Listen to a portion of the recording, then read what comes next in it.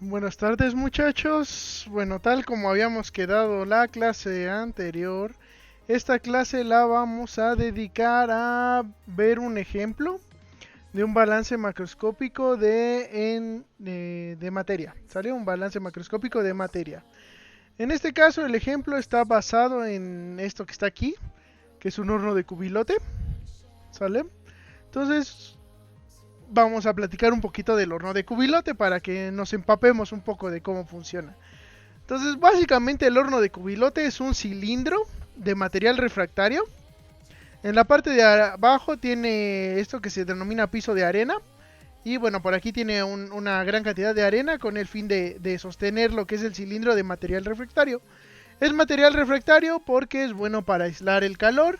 Y el horno de cubilote tiene como principal función el generar aleaciones ferrosas, ¿sale? Entonces funde aceros, funde hierros. eh, en general cualquier aleación ferrosa se puede procesar mediante horno de cubilote. Entonces, bueno, ¿cómo funciona? Bueno, nuestro cilindro de material refractario tiene en esta zona una puerta de carga. Por ahí cargamos la materia prima, que es material metálico, que puede ser arrabio, puede ser alguna fundición, algún hierro, puede ser algún acero, cualquier material con de aleación ferrosa, cualquier aleación ferrosa puede ser parte de la carga del horno. También cargamos piedra caliza, que es un fundente, funciona como fundente o como escorificante. Y bueno, la piedra caliza es básicamente carbonato de calcio, principalmente. Con el calor que se genera dentro del horno, se calcina y forma óxido de calcio. Ese óxido de calcio tiene la función de formar parte de la escoria. Entonces va a controlar la basicidad de la escoria de tal manera que nuestro refractario no se vea atacado por la escoria que se genere aquí adentro, y dure más tiempo. Además de que va a hacer que la escoria sea más estable, va a ayudar a remover mayor cantidad de impurezas, por tanto, siendo más estable. Y bueno, en general es para hacer una mejor escoria, ¿sale? Y además añadimos coque. Ese coque es carbón destilado, entonces es carbón con una pureza más o menos elevada que nos da bastante energía térmica durante su combustión. Entonces, bueno, cargamos camas alternadas de estas materias primas. Entonces cargamos metal, piedra caliza, coque, metal, piedra caliza, coque, metal, piedra caliza, coque. Esto se va cargando de manera continua, por lo tanto el horno funciona de manera continua y por ello produce muy grandes cantidades de material metálico, ¿sale? Entonces cuando bajamos, vemos que aquí hay algo que se llama cama de viento y unas toberas. Entonces la caja de viento eh, es donde va a entrar aire de la atmósfera. En la caja de viento se va a presurizar de tal manera que la tobera insufle aire a el flujo requerido para fundir el flujo másico de materia prima que nosotros vayamos cargando.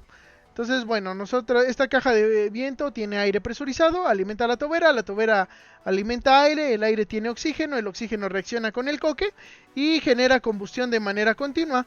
Por lo tanto, la tobera apunta directamente a lo que nosotros denominamos cama de coque. ¿Qué es la cama de coque? Ahorita les voy a decir. Bueno, más abajo tenemos dos salidas. Una salida para la escoria que está un poquito arriba y una salida para el metal fundido que está en lo más hondo del horno.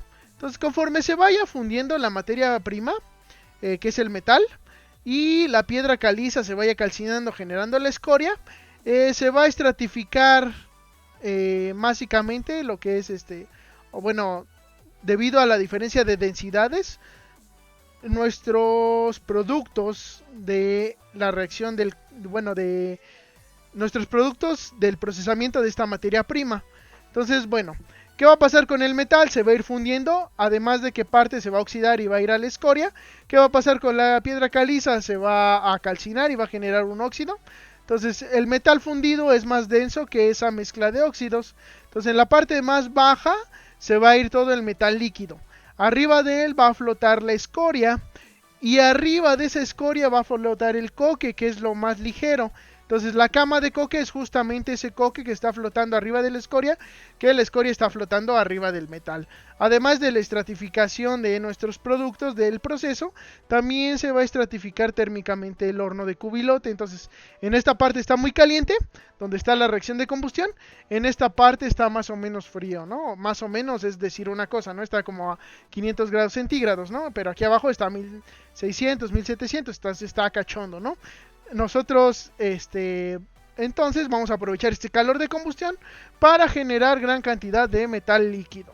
¿Sale? Este metal, como está en contacto con el combustible y con los productos de la combustión, tanto los gases como los óxidos que se vayan formando, va a ser un metal de baja calidad metalúrgica. Entonces va a ser un metal relativamente sucio, pero a cambio de que esté un poco sucio, nuestro horno va a producir grandes cantidades de metal fundido. Hablando de los gases producto de la combustión, aquí arriba el horno es abierto, tiene una chimenea que es por donde van a salir los gases que se produzcan.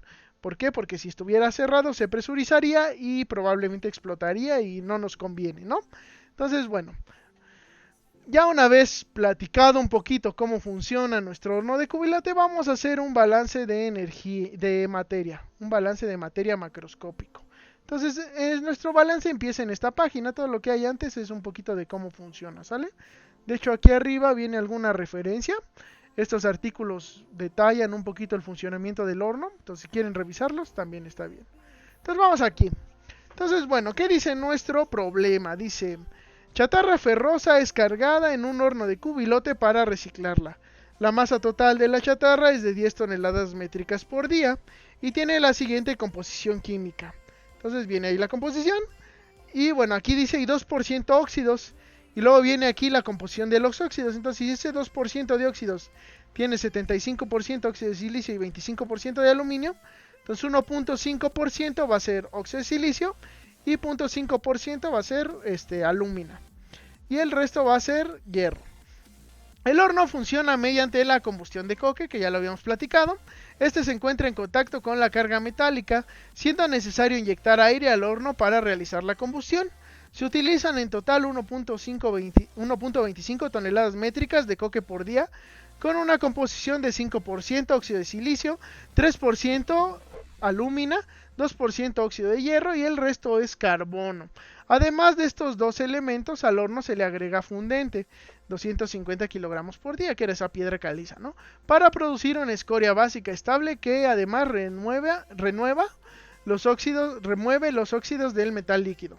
Este tiene una composición de 1% de óxido de silicio, 1% alúmina y el resto es carbonato de calcio, como ya les había dicho. Al terminar el proceso se obtiene metal líquido y escoria, además de los gases producto de las reacciones que se llevan a cabo dentro del horno y de la inyección de aire. El metal tiene 4.8% de carbono, además de silicio y manganeso, pero no posee ningún otro elemento en cantidades apreciables salvo el hierro, ¿no? Que es la base de una aleación ferrosa. La escoria se analiza y tiene una composición de 10% óxido de hierro, 46% de óxido de silicio y 3% óxido de manganeso, además de contener óxido de calcio, alúmina y óxido de fósforo. Los gases obtenidos a la salida del proceso son únicamente dióxido de carbono y nitrógeno, es decir, se inyecta la cantidad necesaria de aire para que no quede oxígeno remanente.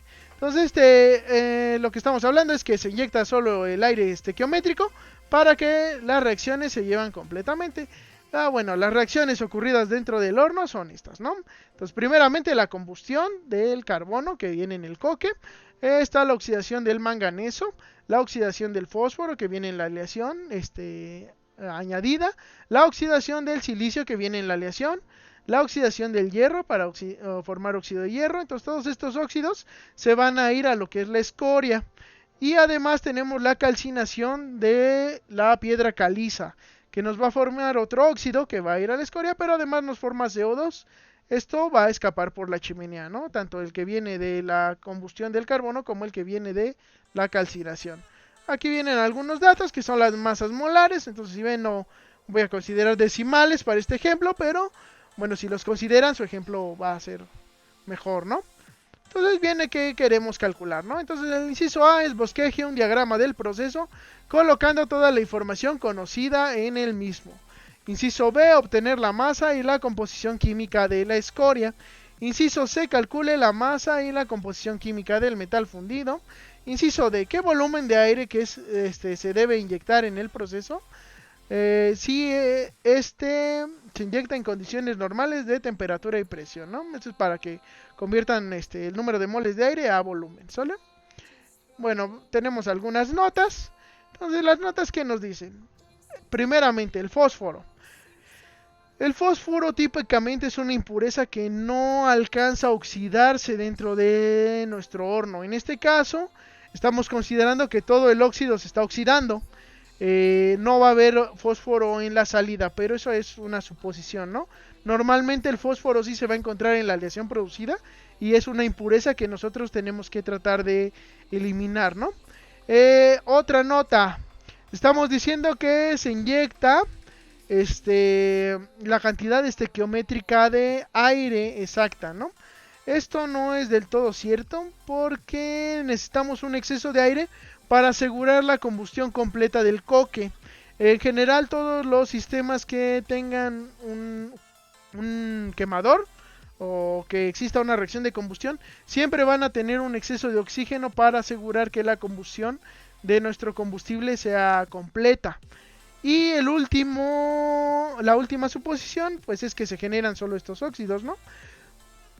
¿Por qué? Porque bajo las condiciones en las que opera el horno, se generan una mezcla de óxidos ahí medio rara, pero bueno, para fines del ejemplo, con que consideremos estas reacciones es suficiente, ¿sale?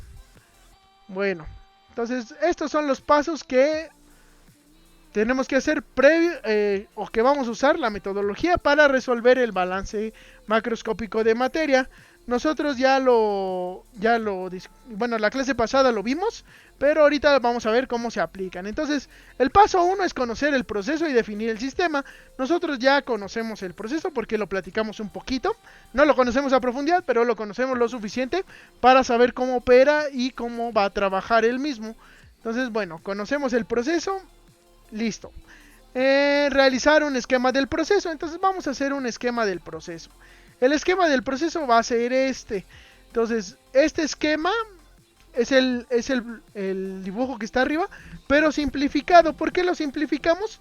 Para poder ver claramente cuáles son entradas y cuáles son salidas de nuestro sistema. Además de ver claramente las fronteras del mismo.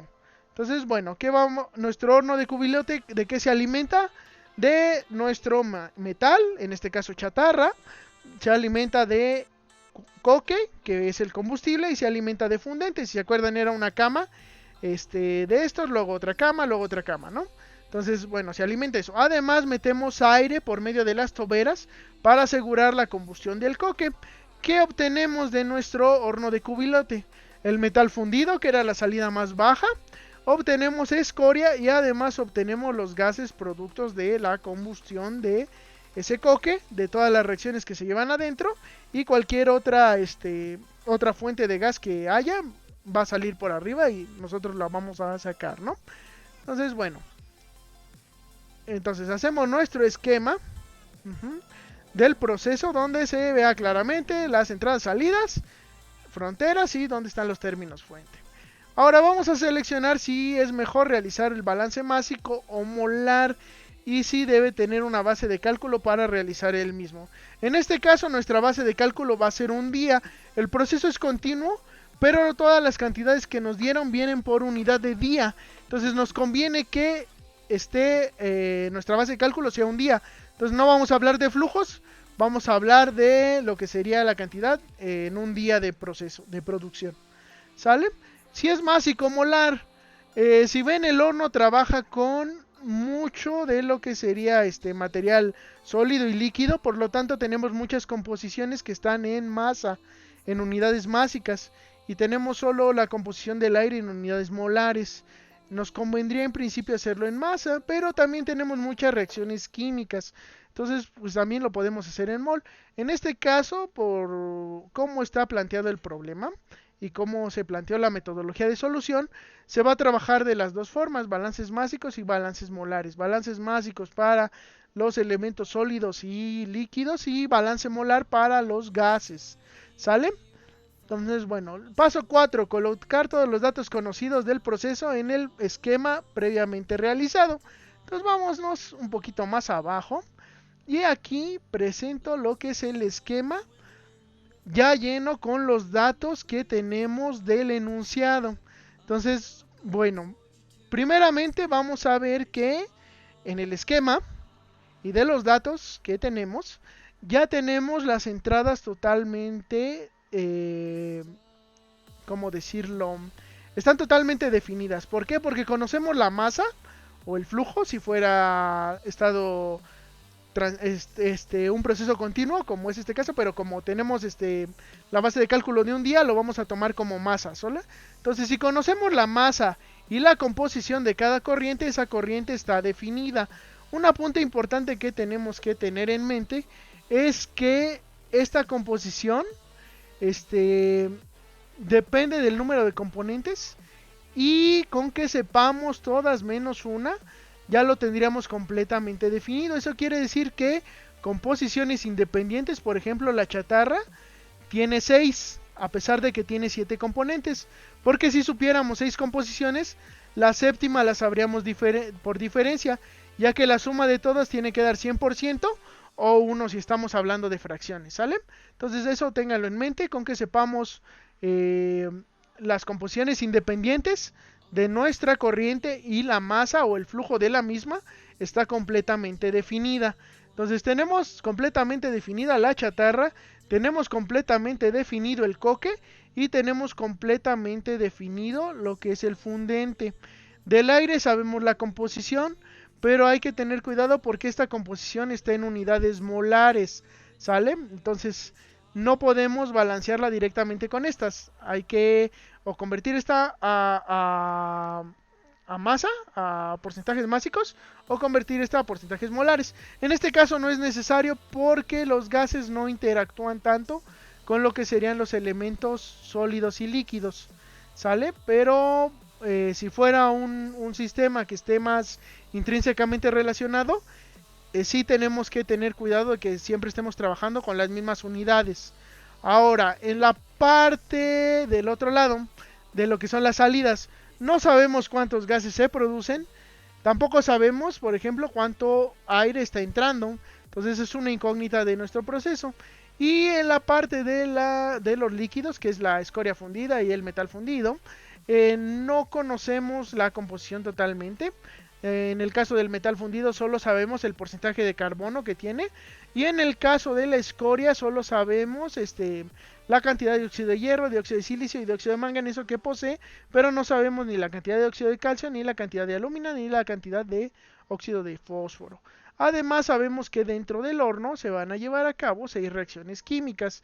Es en general una buena idea o una buena práctica que ustedes calculen los términos fuente y los pongan en el esquema. Aquí ya no me caben, entonces ya por razones de espacio pues no las metí, pero y además porque bueno, no tenemos tanta información para calcular varios términos fuente, ¿no? Por ejemplo, el hierro, sabemos que aquí entra óxido de hierro, entra óxido de hierro y aquí sale óxido de hierro, pero sabemos que parte de este hierro se va a oxidar porque hay una reacción química, pero como aquí todavía tenemos hierro, no sabemos cuál es el reactivo limitante y cuál es el reactivo en exceso. Más bien ese cálculo tiene que ver con condiciones termodinámicas del horno. Entonces, como no podemos calcular directamente el término fuente, pues no lo metemos, ¿no?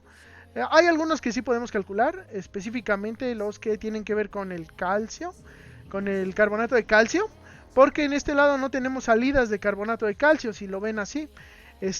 Por lo tanto, todo el carbonato de calcio reacciona aquí adentro. Igual el fósforo, aquí no tenemos salidas de fósforo, por lo tanto, el fósforo todo se consume, ¿no? En ese caso sí podríamos calcularlo y meterlo adentro de nuestro esquema, pero bueno, en este caso les digo, son tan pocas que no afecta mucho, ¿sale? Entonces vamos a seguir. Ya tenemos nuestro esquema totalmente lleno y ese era el inciso A, ¿no?, de nuestro problema. Hasta aquí es el cuarto paso de la metodología para el balance, que es obtener el esquema con todos los datos conocidos, ¿sale? Luego, vamos a ver. Entonces, el inciso B, con obtener la masa y la composición química de la escoria. Entonces, vamos a empezar viendo cuál es la escoria, ¿vale? Entonces, la escoria es de aquí, ¿no? Que tiene óxido de hierro, óxido de silicio, óxido de manganeso, óxido de calcio, alúmina y fósforo. Tiene 6 componentes. Con que supiéramos 5 composiciones ya tendríamos todas las composiciones químicas independientes. Y además nos falta saber la masa. Vamos a calcular el balance para esta zona. Entonces, para hacer el balance de la escoria hay que hacer 6 ecuaciones de balance, ¿sale?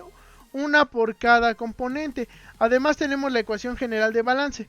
La ecuación general de balance que nos dice que la suma de todas las corrientes de entrada menos todas las corrientes de salida nos debe dar igual a 0. Eso quiere decir que la masa de chatarra, masa de coque, masa de fundente más masa de aire debe ser igual a la masa de los gases producidos, la masa de metal fundido y la masa de la escoria.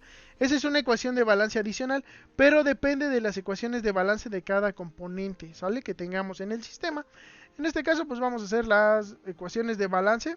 Para esto, ese es el quinto paso, decidir qué ecuaciones de balance vamos a escribir. Nuestro objetivo de cálculo es la escoria, por lo tanto, nos vamos a centrar en calcular esta parte de aquí, ¿no? Estos 6 componentes. Entonces vamos para abajo, vamos a empezar calculando los términos fuente que les mencionaba. Entonces, como todo el carbonato de calcio y todo el fósforo reaccionan, podemos calcular el término fuente asociado al óxido de calcio debido a la reacción 6. Entonces vamos a partir por la masa de carbonato que tenemos, la convertimos a moles. Entonces esta conversión utiliza unidades molares. Generalmente los procesos metalúrgicos usan cantidades muy elevadas o muy grandes de materia prima. Entonces si convirtiéramos primero a gramos y luego convirtiéramos a moles y luego otra vez a kilogramos, pues estamos haciendo muchos pasos. Por ello existen las unidades molares. Las unidades molares básicamente lo que hacen es relacionarme la masa molar, pero con la unidad correspondiente, ¿no? Entonces, la masa molar del carbonato son 100 gramos por mol. Aquí lo que estamos diciendo es que 100 kilogramos serían 100 kilogramos mol, ¿sale? Funcionan tal cual, no hay mayor complicación. Entonces, convertimos a moles. Después, por estequiometría de la reacción, relacionamos con el óxido de calcio. Y otra vez, mediante unidades molares, obtenemos la masa de óxido de calcio que se genera. Entonces tenemos ya este término fuente. Y también podemos calcular el término fuente del óxido de fósforo. Entonces nuevamente partimos de la masa de fósforo, lo relacionamos con unidades molares, con estequiometría y otra vez unidades molares, para obtener el término fuente del óxido de fósforo debido a la reacción 3. ¿Sale? Ahora, ya planteamos qué ecuaciones vamos a escribir. Entonces, el planteamiento de las ecuaciones, o sea, seleccionar qué ecuaciones vamos a escribir, que en este caso van a ser de los componentes de la escoria, es el quinto paso de la metodología de balance. Ya que seleccionamos esas, escribir propiamente las ecuaciones es el sexto paso. Entonces vamos a escribir las ecuaciones de cada uno de los óxidos. Las ecuaciones van a tener esta forma: entradas menos salidas más términos fuente igual a 0. ¿Por qué? Porque vamos a considerar que es un proceso continuo que no tiene ¿cómo decirlo? Que no tiene acumulación, ¿sale? Está en estado estacionario y además, pues como tenemos una base de cálculo de un día, básicamente lo convertimos en un proceso batch, ¿sale? Entonces vamos a trabajar con esta parte de aquí. Me voy a acercar un poquito. Déjenme ver. Ahí no. Aquí está la ecuación de... Aquí está. Sale. Entonces aquí está. Entonces vamos a empezar con la ecuación del óxido de hierro. Entonces, lo primero que hay que hacer es ver nuestro esquema. Pues no debía acercarme todavía. Entonces vamos a ver, entradas menos salidas. Tenemos que ver qué entradas de óxido de hierro tenemos. Entonces, entradas de óxido de hierro. En el caso del óxido de hierro, tenemos una entrada en el coque, pero no hay ninguna otra entrada que lo tenga. En el caso de las salidas, solo vemos que el óxido de hierro se encuentra en la salida de la escoria. Y además tenemos que considerar los términos fuente. Entonces el término fuente para el óxido de hierro va a ser la reacción 5. No participa en ninguna otra reacción, por lo tanto solo tenemos una entrada, una salida y un término fuente. Entonces ya si nos vamos aquí abajo, entonces bueno, tenemos esta parte, ¿no? Entonces óxido de hierro, las entradas, que va a ser la masa de óxido de hierro en el coque, menos la masa del óxido de hierro en la escoria, que es la salida, más el término fuente del óxido de hierro debido a la reacción 5 va a ser igual a 0. Entonces, bueno, esta de aquí, la masa de óxido de hierro en el coque, lo podemos descomponer multiplicando la composición por la masa total de coque que va a entrar. En este caso, la fracción masa de óxido de hierro en el coque por la masa de coque. De igual manera podemos descomponer la masa de óxido de hierro en la escoria en su composición por el flujo de la corriente. Y bueno, el término fuente lo tenemos aquí. Entonces descomponemos, sustituimos los datos que conocemos, que es la composición y la masa de coque, y además la composición de la salida. Lo demás no lo conocemos, y acomodando un poquito nuestra ecuación llegamos a esta, ¿sale? Entonces el término fuente de óxido de hierro debido a la reacción 5 va a ser 0.10 por la masa de la escoria menos 25 kilogramos de óxido de hierro. Obtenemos también la ecuación para el óxido de silicio. Entonces otra vez vamos a nuestro esquema, óxido de silicio. Entradas que tienen óxido de silicio: chatarra tiene, coque tiene, fundente tiene. Salidas que tengan óxido de silicio, solo la escoria. Términos fuente con óxido de silicio, la reacción 4, ¿sale? Entonces, ¿cómo queda nuestra ecuación de balance? Está aquí. Entonces, entrada de óxido de silicio en la chatarra, más la entrada de óxido de silicio en el coque, más la entrada de óxido de silicio en el fundente, menos la salida de óxido de silicio en la escoria, más el término fuente de óxido de silicio en la reacción 4 es igual con 0. Otra vez descomponemos en composición por masa y vamos a sustituir los datos que conocemos. Lo desarrollamos un poquito y llegamos a esta ecuación. Nuevamente es un término de fuente que depende de la masa de la escoria y bueno, que tiene una determinada masa que viene de las entradas, ¿sale? Óxido de manganeso. El óxido de manganeso no tenemos ninguna entrada, pero en la escoria sí hay cierta cantidad. Entonces esa cantidad que sale se produce a partir del término fuente de la reacción 2. Entonces bueno, desarrollamos un poquito y obtenemos un término fuente que nuevamente está en función de la masa de escoria que vayamos a tener. Ahora el carbonato el óxido de calcio. El óxido de calcio, otra vez no hay una entrada, pero tenemos una salida y tenemos un término fuente. Entonces en este caso el término fuente sí que lo conocemos, lo calculamos allá arriba. Entonces lo sustituimos y nosotros sabemos la masa de óxido de calcio que va a ir en la escoria. Aquí no lo descompusimos antes, porque como no conocemos la composición, no es necesario descomponerlo antes, pero aquí sí lo descompuse con el objetivo de ver cuántas incógnitas tenemos en el sistema, ¿sale? La lúmina también la desarrollamos igual, buscamos las entradas, que es chatarra, coque y fundente, y la escoria es la salida. Aquí en este caso la lúmina no tiene término fuente, porque no estamos metiendo aluminio en el metal, ¿sale? Y no se oxida, por lo tanto. Entonces desarrollamos y en este caso otra vez, al igual que en el óxido de calcio, obtenemos la masa de aluminio en la escoria. Otra vez no la descompuse hasta llegar al final, porque como no sabía la composición, no tiene caso que la descomponga. Pero aquí sí me interesa saber cuántas incógnitas tengo. Entonces obtenemos esta ecuación y finalmente la ecuación del óxido de fósforo. Entonces la ecuación del óxido de fósforo va a ser esta, ¿sale? Nuevamente no tenemos una entrada que tenga óxido de fósforo, pero tenemos un término fuente que conocemos porque lo calculamos ahí arriba. Entonces, bueno, al final obtenemos una ecuación que me dice, relaciona la masa de óxido de fósforo, la masa de la escoria, con el término fuente. Entonces ahora tenemos que resolver este sistema de ecuaciones, que es el séptimo y último paso de la metodología para resolver un balance de materia. Entonces nuestro sistema de ecuaciones en principio tiene de incógnita estos tres términos fuente, de incógnita la masa de escoria y de incógnita estas tres composiciones. Entonces tenemos 6 ecuaciones con 7 incógnitas.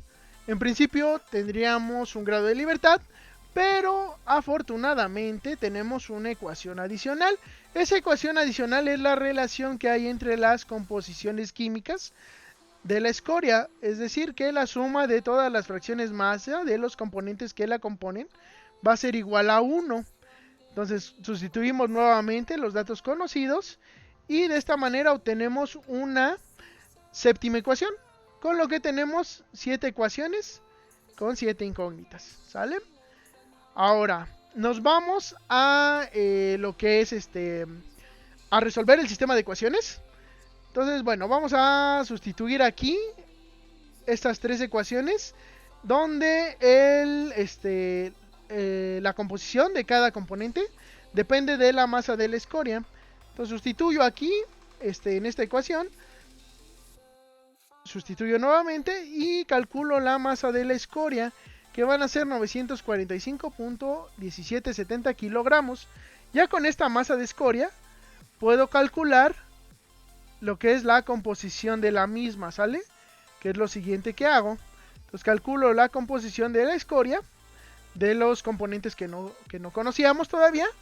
Y como ya tengo la masa de la escoria, ya puedo también calcular los términos fuente que no conocíamos, que es el de hierro debido a la reacción 5, el del dióxido de silicio debido a la reacción 4 y el del óxido de manganeso debido a la reacción 2.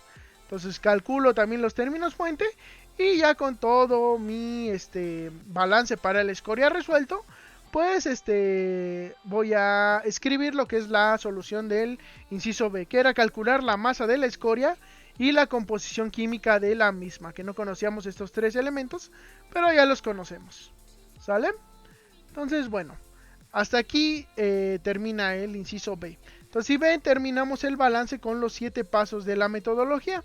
El inciso C me pide hacer lo mismo, pero la masa pero para lo que sería el metal fundido. Entonces vamos rápido a nuestro esquema, que quedó muy arriba, pero vamos más o menos rápido. Aquí está. Entonces vamos a ver el metal fundido. El metal fundido tiene saliendo lo que sería tiene dentro de sus componentes carbono, silicio, manganeso y hierro, ¿sale? De aquí solo conocemos la composición del carbono. Entonces tenemos 4 componentes, por lo tanto vamos a hacer 4 ecuaciones de balance.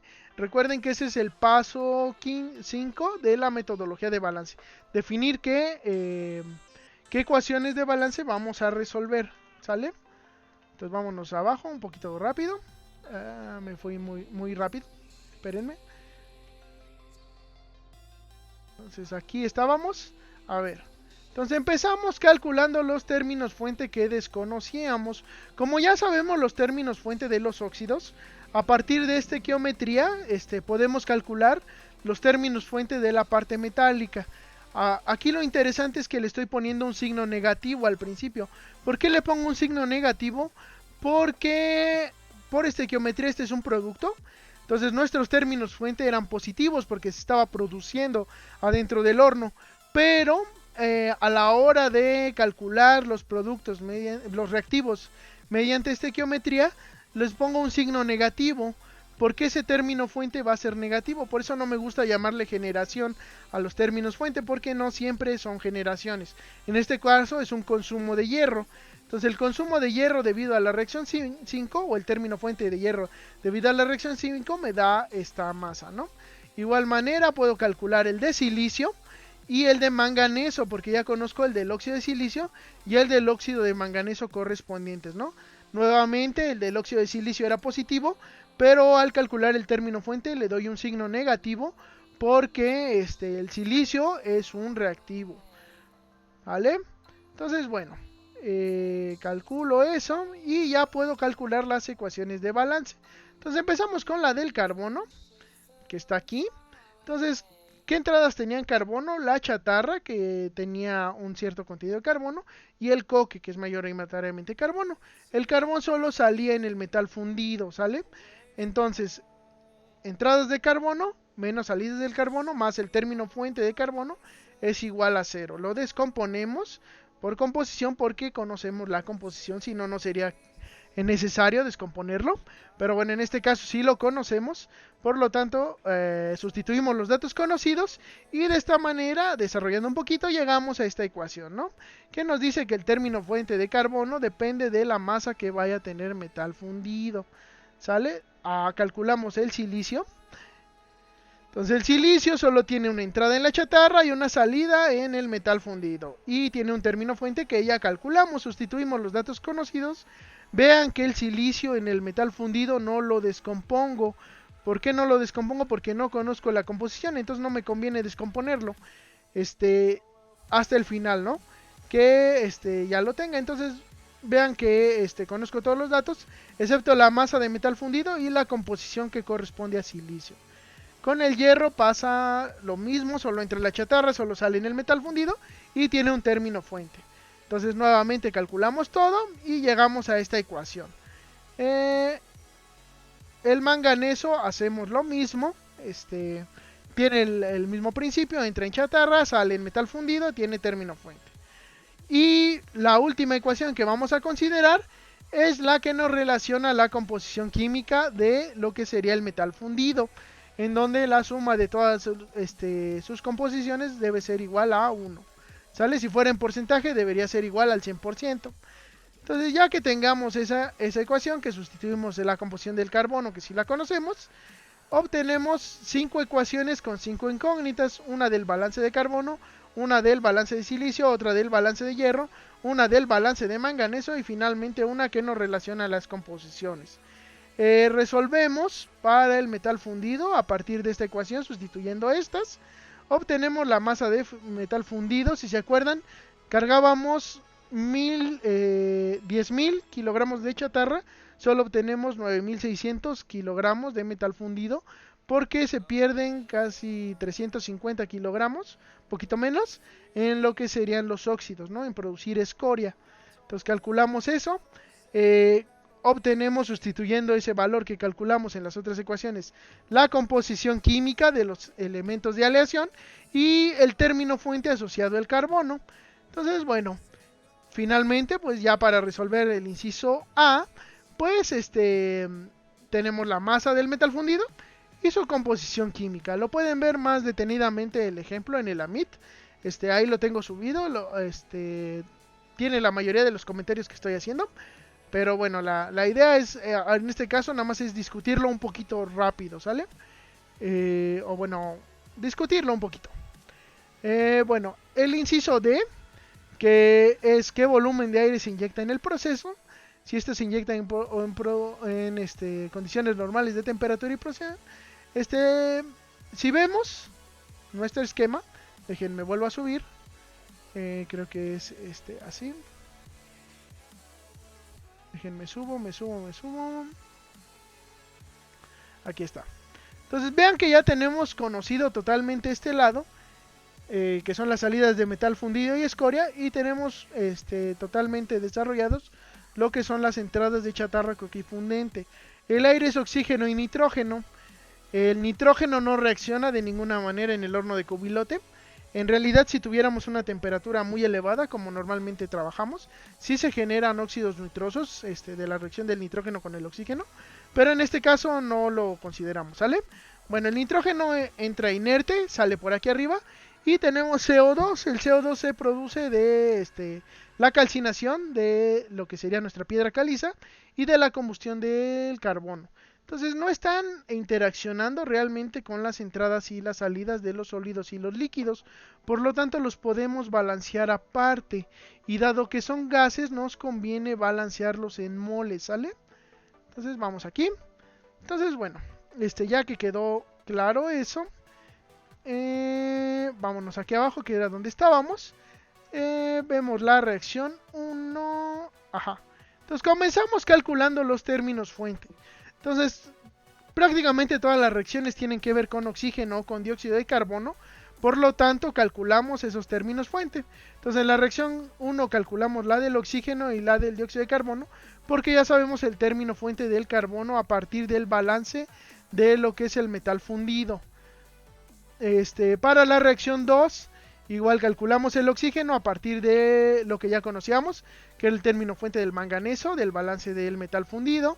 Para la reacción 3 lo calculamos a partir de este dato que ya conocíamos, que era que el fósforo reaccionaba totalmente.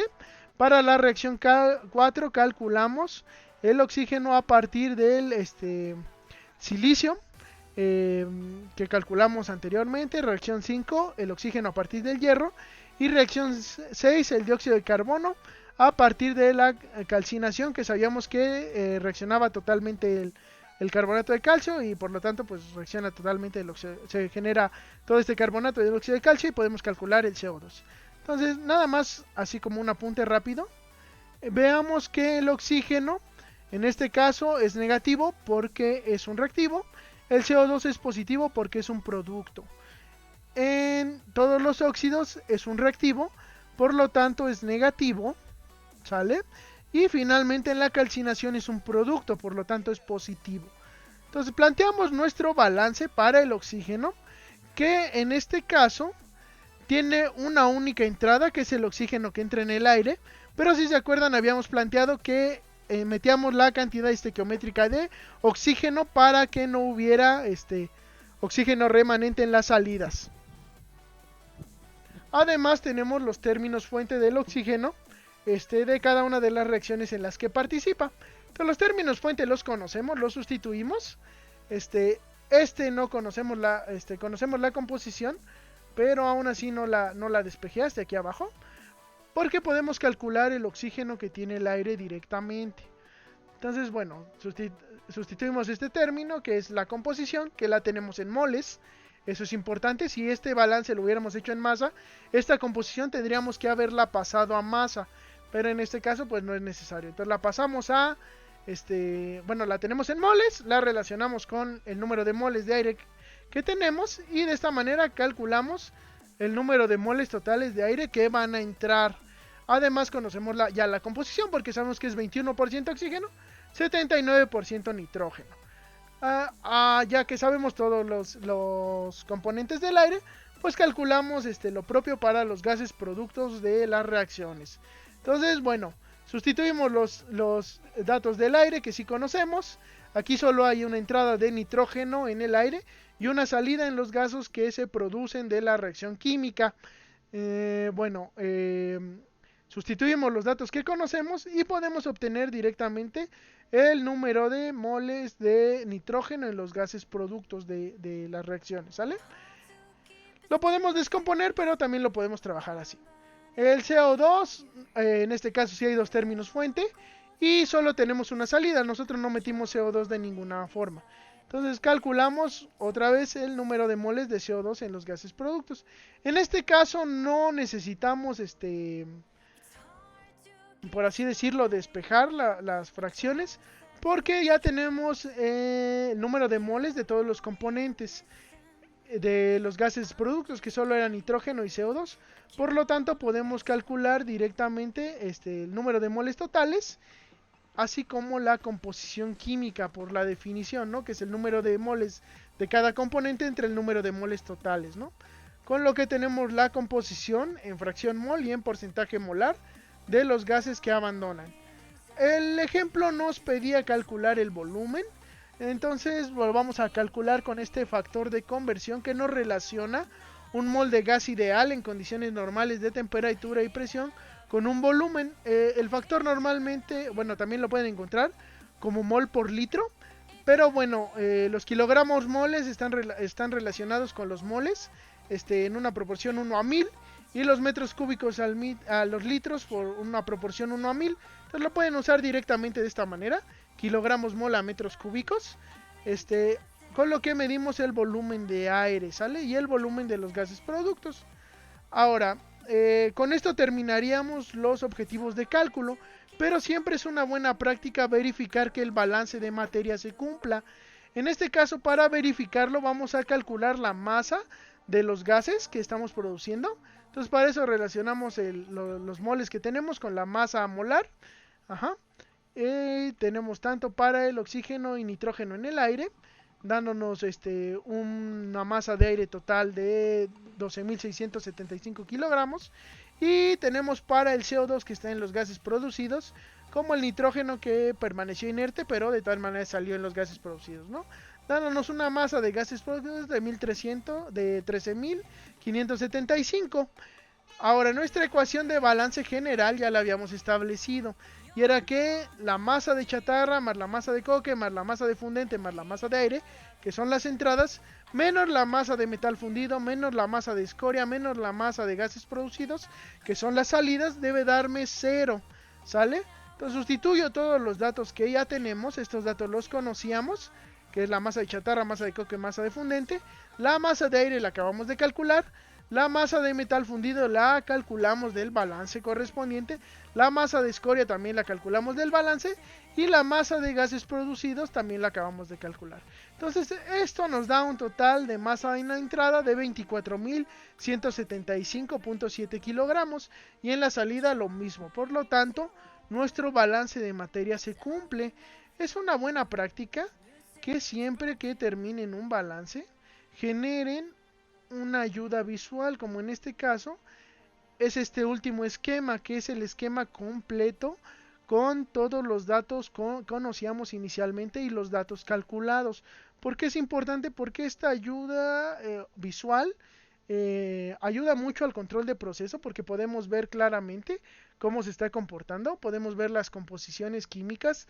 Por ejemplo, en determinado momento esta escoria tiene muy poquitos elementos básicos, o sea, tiene solo 14.52% óxido de calcio y tiene muchísimo dióxido de silicio, que el dióxido de silicio acidifica la escoria, el óxido de calcio la basifica, por dar un ejemplo, ¿no? Entonces, como tiene mucha escoria ácida, probablemente ataque el refractario, por lo que nosotros tenemos que ajustar la cantidad de óxido de calcio para que el horno opere una mayor cantidad de tiempo con un refractario sano, ¿sale? Entonces, por ejemplo, esa clase de observaciones las podemos hacer cuando tenemos el esquema completo, que es una ayuda visual no solo para nosotros como ingenieros de procesos, sino también para los operadores que vayan a estar viendo el horno, ¿no? Directamente.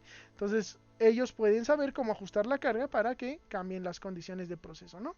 En este caso de este esquema en particular, lo que hice fue poner los elementos sólidos y los elementos líquidos en masa con porcentajes másicos, y los gases, tanto el aire que entra como los gases productos, los dejé en cantidades molares. Y bueno, puse el volumen de aire y el volumen de gases producidos en litros normales, en litros en condiciones normales de temperatura y presión de un gas ideal. Nosotros los habíamos calculado en metros cúbicos, que da una cantidad un poquito menor, pero bueno, aquí lo puse en litros porque era más fácil en el programa en que hice el esquema ponerlo en litros, ¿sale? Pero no me lo tomen en cuenta. Pues con eso terminamos de ver este ejemplo de balance macroscópico de materia. Para este curso muy probablemente no ponga otro, por el momento al menos, porque bueno, tenemos el tiempo encima. Y bueno, recuerden que es un curso que viene de una necesidad directa, que es que tenemos un problema con el COVID-19. Pero bueno, espero que les sirva el ejemplo, al menos para que estudien un poquito, para que refresquen un poquito sus conocimientos, la metodología de los balances macroscópicos de materia.